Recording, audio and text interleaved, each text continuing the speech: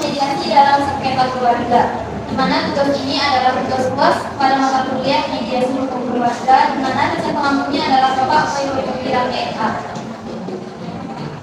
Langsung saja, pembahasan yang pertama adalah mediasi dalam sengketa keluarga. Mediasi adalah proses untuk menyelesaikan sengketa dengan bantuan pihak ketiga. Sementara sengketa keluarga adalah permasalahan yang ada dalam keluarga, baik itu soal perceraian, waris, hibah sampai pada hak asuh anak dan lain sebagainya.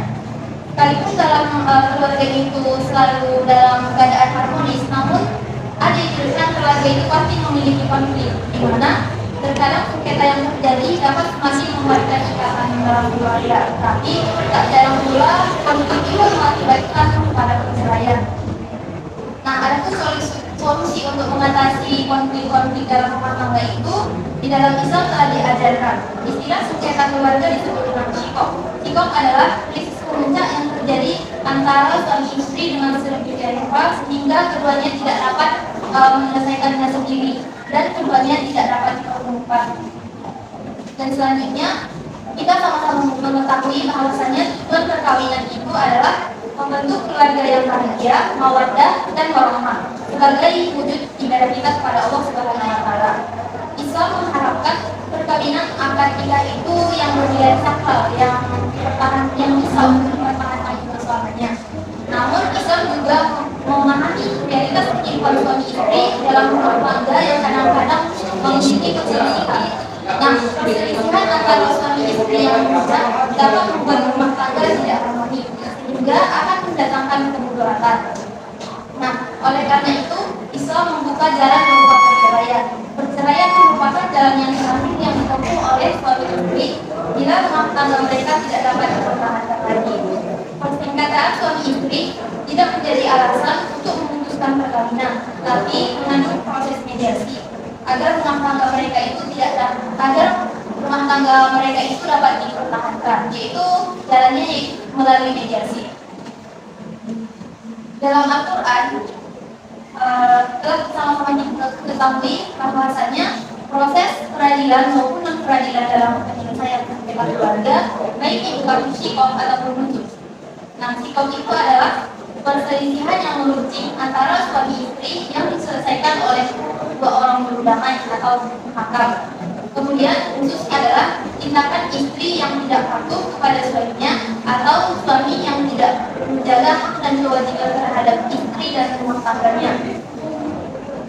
Selanjutnya, Al-Quran itu menawarkan pola mediasi tersendiri terhadap penyelesaian sengketa keluarga, terutama syikok.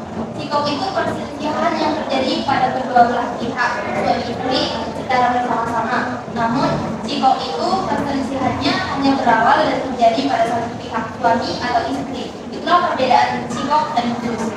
Dan untuk mengatasi konflik-konflik dalam rumah tangga itu, Islam memerintahkan kita untuk memutus dua orang hakam, yaitu pengurus hakam bermaksud mencari jalan keluar daripada konflik-konflik yang tadi terjadi sebelum mengundang mediator tadi kan. Selanjutnya,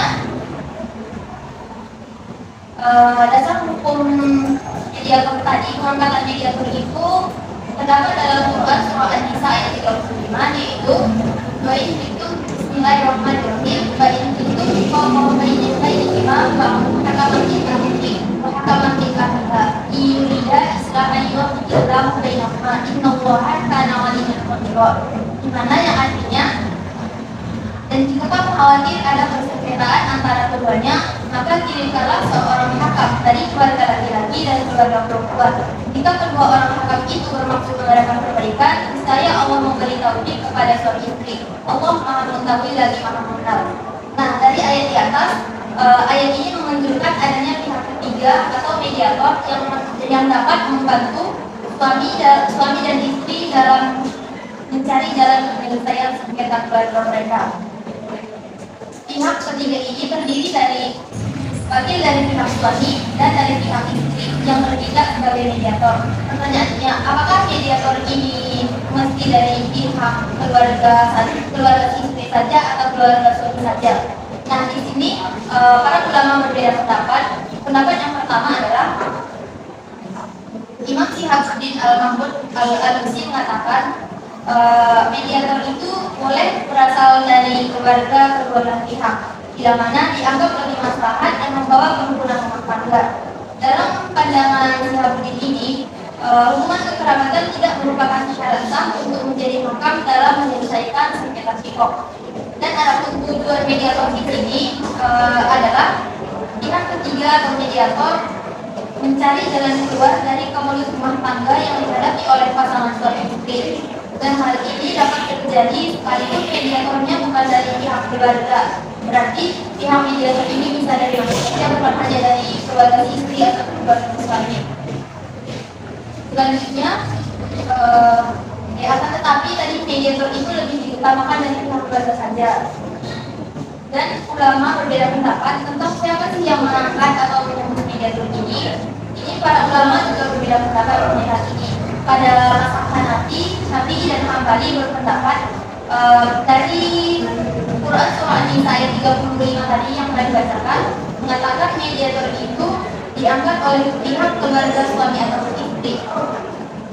Sedangkan pendapat Muhammad Zuhaili dan Sayyid Sabiq berpendapat bahwa mediator itu berasal dari diangkat oleh suami istri yang bermasalah tadi kan yang ada konflik. Selanjutnya yang ketiga, As-Sa'di dan Ibnu Abbas berpendapat bahwa mediator itu yang mengangkatnya adalah hakim atau pemerintah.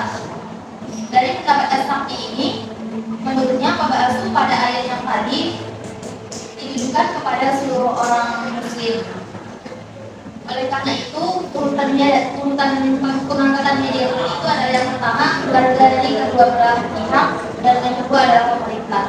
Jadi dari ayat di atas tadi itu menunjukkan bahwasanya pengangkatan mediator itu adalah sebuah kewajiban untuk mendamaikan ataupun adanya konflik dalam keluarga. Mediator yang diangkat dari kedua belah pihak memiliki kewenangan terbatas dalam kasus sikok. Menurut Imam Hanafi, Syafi'i, Hambali, dan Hasan al-Basri, mediator tidak berwenang untuk menceraikan suami istri yang sedang didamaikan. Hakam dari pihak suami tidak berwenang menjatuhkan talak terhadap suami istri, dan hakam dari pihak istri tidak boleh mengajukan perlu ke pengadilan. Selanjutnya, menurut mazhab Hanafi, apabila kedua hakam menemukan kesimpulan bahwa suami istri tadi harus diceraikan, kedua jurudamai itu harus melaporkannya dulu kepada kodi. Misalnya kan si mediator tadi dia tidak bisa langsung saja menjatuhkan talak, tapi dia mengajukannya dulu ke kodi, dan kodi inilah yang menjatuhkan talak kepada si istri tadi. Maka jatuhlah talak kepada istri itu. Sedangkan menurut Sa'di bin Ibnu Abbas dan mazhab Malik, hakam itu berhak memutuskan ikatan perkawinan antara suami istri yang sedang berselisih tersebut, sekalipun tanpa izin salah satu pihak dari keduanya. Inilah perbedaannya. Sa'di bin Ibnu Abbas dan mazhab Malik mengatakan bahwasanya itu sudah menjadi tugas daripada yang berwenang. Selanjutnya, Ibnu Abbas mengatakan bahwasanya mediator berhak mengambil keputusan menceraikan kedua suami istri yang berselisih dan melaksanakan apabila kedua jurudamai sepakat tentang hal tersebut. Namun jika para berselisih pendapat, maka pendapat mereka itu tidak dapat dilaksanakan sebelum menghantar.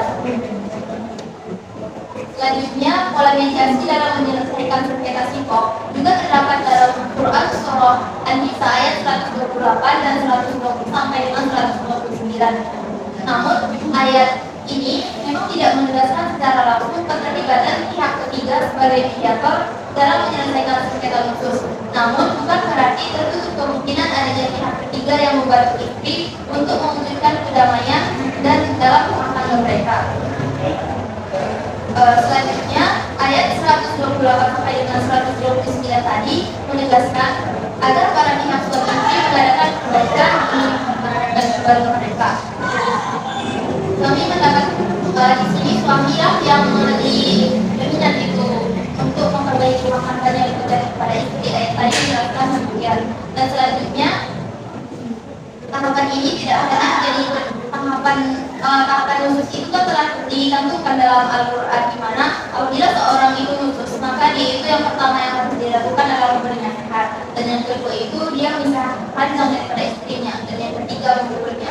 Jadi langkah-langkah ini harus sesuai dengan urutannya, bukan hanya bagi para suami istri saja. Namun ayat di atas itu menjelaskan dan sebuah landasan bagi para mediator untuk menjelaskan suatu konflik bagi suami dan istri.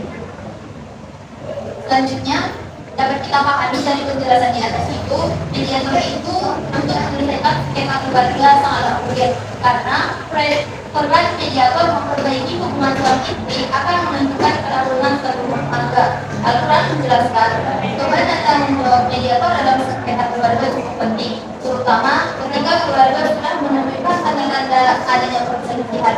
Jadi ketika suatu keluarga itu ada permasalahan, keluarga itu bisa langsung saja tanpa harus dikatakan oleh istri atau suami.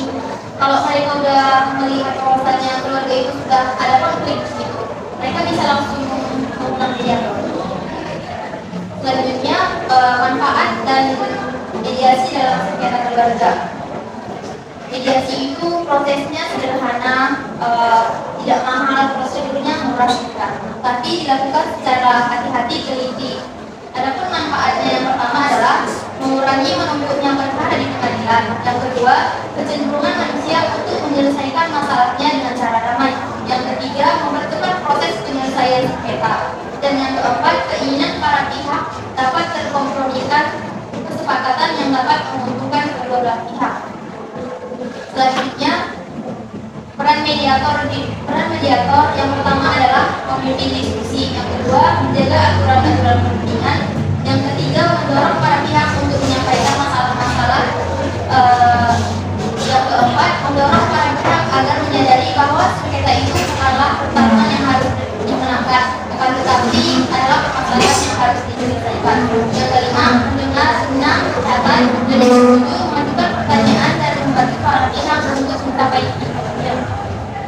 Nah, mungkin sekian dari saya, ada sedikit kesimpulan dari makalah saya, yaitu mediasi adalah proses untuk menyelesaikan sengketa dengan gabungan para pihak. Selanjutnya, sengketa keluarga merupakan permasalahan yang ada dalam keluarga itu, baik persoalan perceraian, waris, hibah, wasiat, hak asuh anak, dan lain sebagainya. Adapun dasar hukumnya tadi terdapat dalam Quran surah An-Nisa ayat 35.